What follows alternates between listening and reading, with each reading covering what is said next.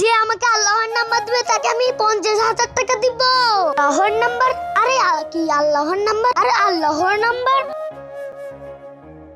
ইমাম সাহেব আপনি কি পাগল হয়ে গিয়েছেন? ইমাম সাহেব কি পাগল হয়ে গিয়েছে? ইমাম সাহেব পাগল হয়ে গিয়েছে?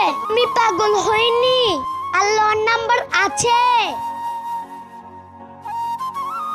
ইনি সাধারণ সাবস্ক্রাইব বাটন যা টিপ দিয়ে সাবস্ক্রাইব করবে, ওদের মা বাবা যদি অনেকদিন বেঁচে থাকে আর যা লাইক করবে তাহলে মনে আশা পূর্ণ মন থেকে দোয়া করে দিলাম। আমি বলতে পারবো আল্লাহর নাম্বার, তো আমার একটু শর্ত আছে। কোন শর্ত? আল্লাহর নাম্বার বলবো, তোমরা আল্লাহর সাথে কথা বলবে। আচ্ছা ঠিক আছে, দেখো 4 12 8 7 17।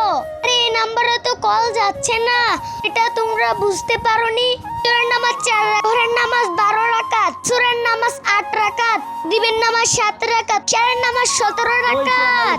তোমরা যখন নামাজ পড়বে তখন আল্লাহর সাথে কথা বলতে পারবেন।